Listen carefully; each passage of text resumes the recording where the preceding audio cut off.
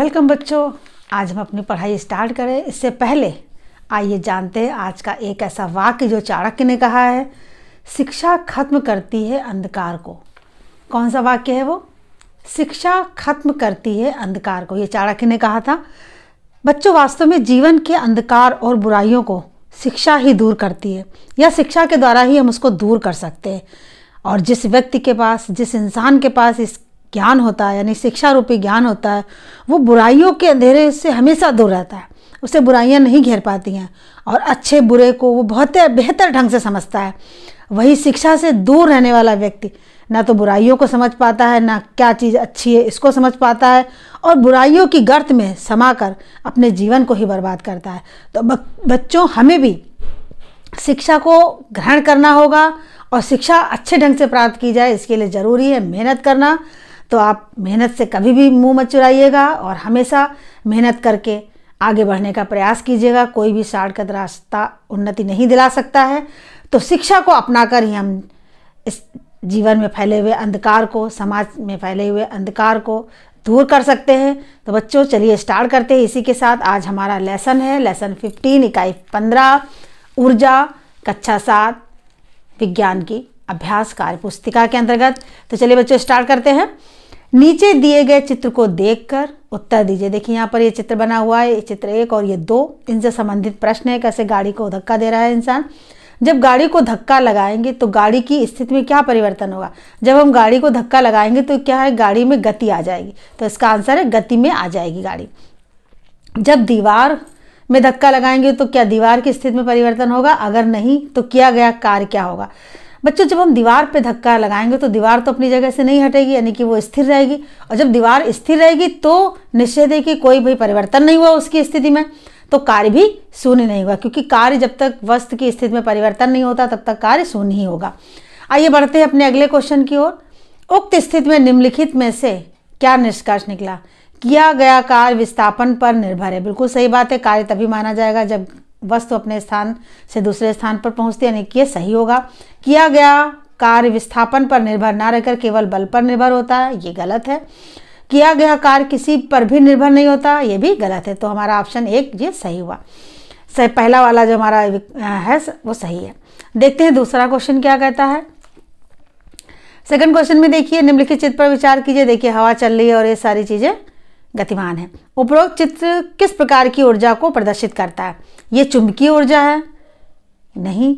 ऊष्मीय ऊर्जा है? नहीं भाई। और गतिज ऊर्जा? हाँ, इसमें गति आ गई तो इसमें गतिज ऊर्जा है। तो हमारा सी वाला ऑप्शन सही होगा। इस तरीके से हम बढ़ते हैं अपने अगले क्वेश्चन की ओर। यहाँ पर देखिए बच्चों, ये भी डायग्राम पर आधारित प्रश्न है। निम्नलिखित चित्र पर विचार कीजिए। देखिए यहाँ पर सारी चीजें, पेड़ भी स्थिर है, यहाँ पे सब जो वस्तुएं हैं वो भी प्रथम स्थिति में सब स्थिर है।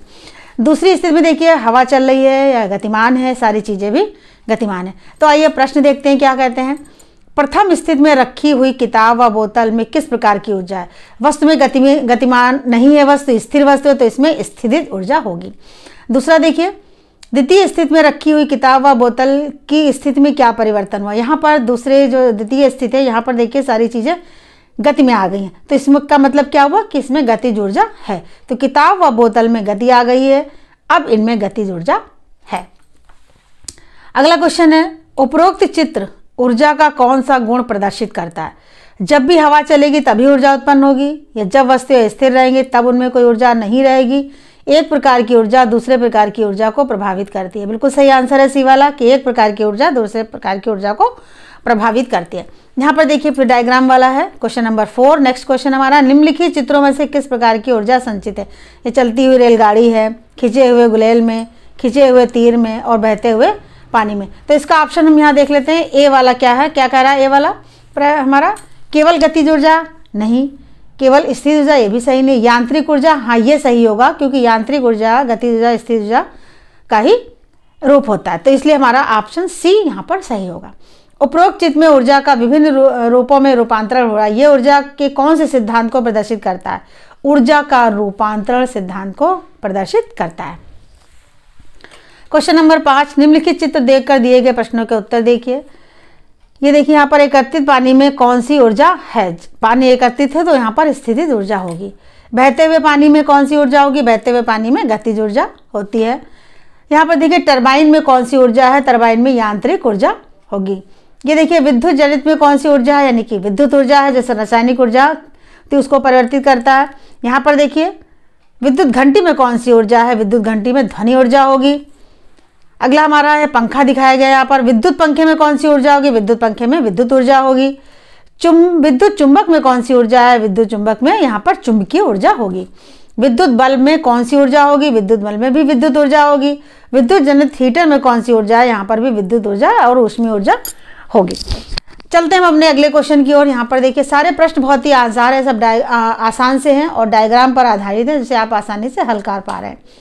चित्र में एक चलता हुआ पंखा प्रदर्शित है, इससे संबंधित प्रश्नों के उत्तर दीजिए। देखिए यहाँ पे पंखा है जो चल रहा है, लगातार चलते रहने से पंखा गर्म हो जाता है, क्यों? लगातार जब चलाया जाता है, पंखा चल रहा होता है तो उसका जो ऊर्जा होती है, विद्युत ऊर्जा जो होती है, वो कुछ ऊष्मीय ऊर्जा के रूप में बदल जाती है। तो वही इसका आंसर भी है कि संपूर्ण विद्युत ऊर्जा का कुछ भाग ऊष्मीय ऊर्जा के रूप में बदल जाता है, इसीलिए पंखा जो है वो गर्म होता है। अगला प्रश्न हमारा है, पंखा किस प्रकार की ऊर्जा के कारण गर्म हुआ? तो अभी हमने देखा कि पंखा ऊष्मीय ऊर्जा के कारण गर्म हुआ।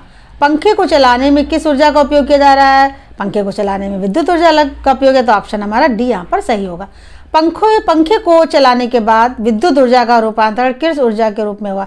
जब पंखा चलाया जाता है तो उसमें ऊष्मीय ऊर्जा व यांत्रिक ऊर्जा इसमें वो बदल जाता है। हमारा अगला प्रश्न है, क्या उत्पन्न ऊष्मीय ऊर्जा को किसी प्रकार की ऊर्जा में प्रयोग किया जा सकता है? तो हाँ, उसको हम प्रयोग कर सकते हैं। ऊर्जा रूपांतरण के दौरान उत्पन्न विभिन्न प्रकार की ऊर्जाओं का उपयोग समय पर ना होने की स्थिति क्या कहलाती है? जब ऊर्जा का उपयोग समय पर नहीं हो पाएगा तो इसे कहते हैं ऊर्जा का ह्रास, यानी लॉस ऑफ एनर्जी। ऊर्जा संरक्षण का सिद्धांत बताइए। ऊर्जा का केवल रूपांतरण होता है, इसे ना तो उत्पन्न किया जा सकता है और ना ही नष्ट किया जा सकता है। बच्चों, ये ऊर्जा संरक्षण का सिद्धांत है कि ऊर्जा को हम ना उत्पन्न कर सकते हैं और ना ही इसको हम नष्ट कर सकते, केवल ये एक रूप से दूसरे रूप में बदल सकती है। इसी को कहते हैं ऊर्जा का संरक्षण का सिद्धांत। अगला प्रश्न देखिए, आप अपने आसपास से कोई दो उदाहरण लीजिए जो ऊर्जा संरक्षण सिद्धांत के अनुरूप हो, जैसे कि साइकिल का चलाना, मशीनों में तेल डालना। नीचे दिए गए चित्रों में ऊर्जा के कुछ स्रोत दिए हुए हैं, इनमें से कौन से ऐसे स्रोत हैं जिन्हें बार बार उपयोग में लाया जा सकता है? जैसे पानी है, कोयला है, सौर ऊर्जा है, मिट्टी का तेल है। तो पानी को हम क्या है, ऐसे स्रोत है जिसे हम बार बार उपयोग में ला सकते हैं, लेकिन कोयला खत्म हो सकता है, सौर ऊर्जा का उपयोग हम कर सकते हैं, मिट्टी का तेल खत्म हो सकता है। तो यहाँ पानी और सौर ऊर्जा ये दोनों सही होंगे। अब देखिए, ऊर्जा के उन स्रोतों के नाम लिखिए जिनके भंडारण सीमित हैं, यानी कि कोयला, पेट्रोलियम जो ऐसे उत्पाद हैं जिनके भंडारण सीमित है, एक समय के बाद ये खत्म हो जाएंगे। ऊर्जा संकट क्या है? ऊर्जा के स्रोतों का विवेकपूर्ण उपयोग ना होने पर यह शीघ्र समाप्त हो जाएंगे और ऊर्जा की कमी हो जाएगी। जो ऊर्जा के स्रोत है, अगर हम उन्हें कायदे से नहीं खर्च करेंगे, उपयोगी ढंग से नहीं खर्च करेंगे, बेकार में उसका खर्च करते जाएंगे, तो क्या होगा, वो समाप्त हो जाएंगे और फिर हमें ऊर्जा की कमी होगी। ये ऊर्जा का संकट है। ऊर्जा संकट से बचने के लिए निम्न में से कौन सा कथन सत्य है? सजावट में विद्युत का उपयोग ज़्यादा से ज़्यादा करना चाहिए, गलत।